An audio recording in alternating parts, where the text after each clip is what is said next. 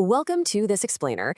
For hundreds of thousands of years, humans went long periods without food out of pure necessity.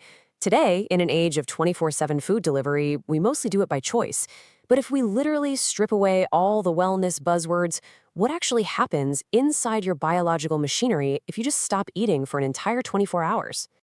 It's the very first question everyone, and I mean everyone, asks when they even consider skipping a meal. Will my body start burning fat? Does a 24-hour window flip some kind of magical switch in your metabolism, or is that just wishful thinking? And then, almost immediately, the second big panic sets in. Wait, will I lose muscle? Are you actively sacrificing your hard-earned physical strength by going a single day without food? Well, the actual biology behind this, it's wild. It's way more complex and fascinating than just a simple yes or no. Okay, let's dive into this. First, we'll map out the 24-hour timeline, then bust the muscle loss myth, weigh the actual benefits and side effects, talk about who absolutely shouldn't fast, and finally cover how to break that fast safely. So, starting with part 1, the 24-hour timeline, let's take a chronological journey right into your bloodstream. Your body's internal machinery shifts dramatically as we cross through 5 major time blocks. Imagine we're starting the clock at hour 0, literally the second you swallow that last bite of food. All right, in this first 0 to 4 hour block, your body's doing exactly what it always does, digesting. Blood sugar goes up and your pancreas pumps out insulin to shuttle that glucose straight into your cells. Right now, your body is running exclusively on the immediate fuel from your plate. Honestly, you're not going to feel any different yet. This is just an ordinary afternoon.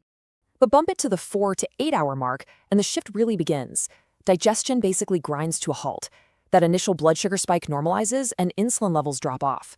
Your body realizes, hey, the immediate fuel is gone, and it has to prepare to switch energy systems. And right on cue, this is exactly when the hunger hormone ghrelin spikes.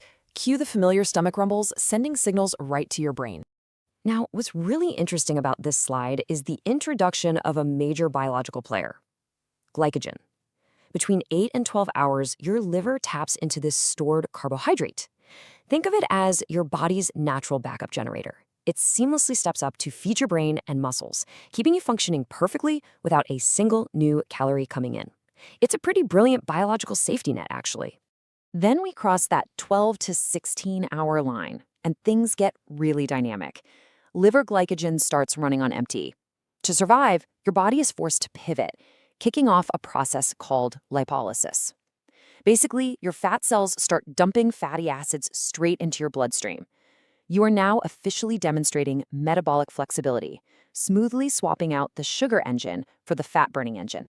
Finally, hours 16 through 24. This brings on much deeper metabolic changes.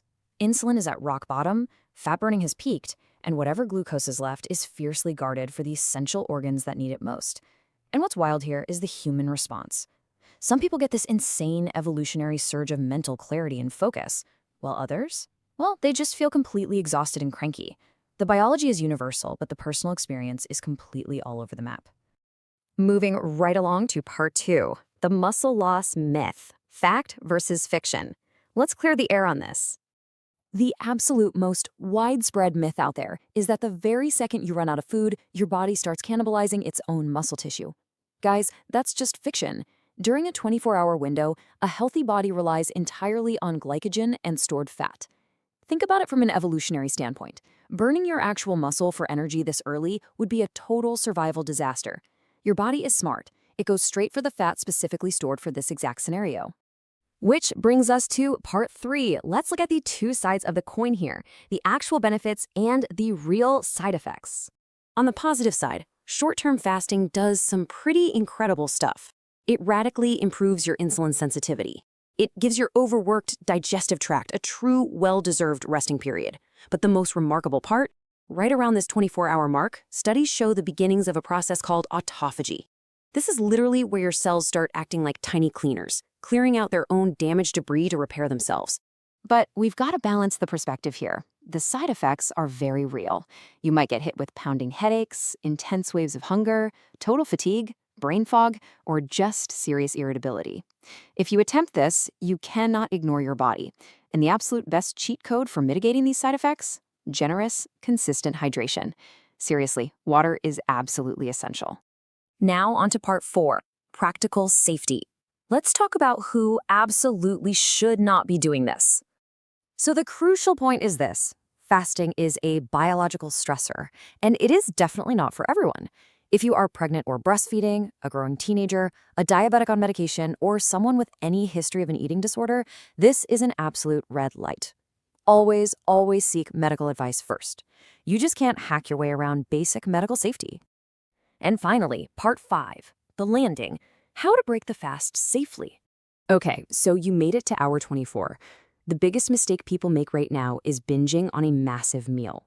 Your digestive system has essentially been asleep. Shocking it awake with a huge plate of food is a terrible idea. Instead, take it easy. Eat slowly so you consciously avoid overeating. Start with a moderate plate of protein, healthy fats, and some fiber. And keep hydrating. A gentle landing is infinitely better than a crash. And this brilliantly illustrates the core truth we need to walk away with today. Fasting isn't magic, it's just a mechanism.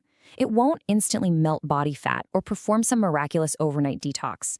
The benefits you get come purely from how your body natively adapts to scarcity, exactly as it has for millennia. You simply cannot biohack your way out of a bad lifestyle.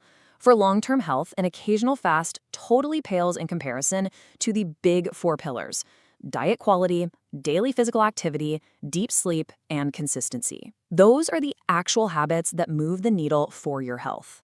Understanding the biology is one thing, but it leaves us with a much bigger, more provocative question to think about.